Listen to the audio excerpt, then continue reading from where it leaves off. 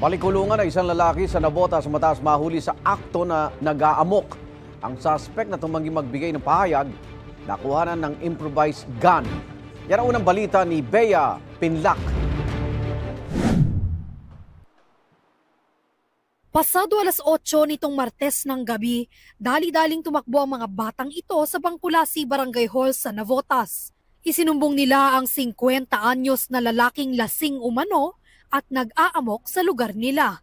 Inilapit din ito ng mga residente roon sa mga nagpapatrolyang pulis. Nahuli sa akto ang suspect at may nakuha ring improvised gun na may bala mula sa kanya.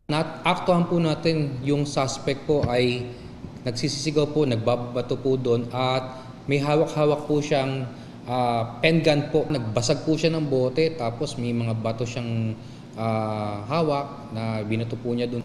Kaya naalarma po yung mga tao. Lumabas din sa investigasyon ng pulisya na nakulong din ang suspect nitong nakaraang buwan dahil sa paglalaro ng Caray Cruz.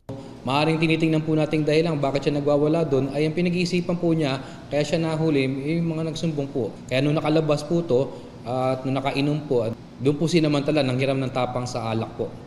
Sinubukan natin kunin ang panig ng suspect pero tumanggi siyang humarap sa kamera.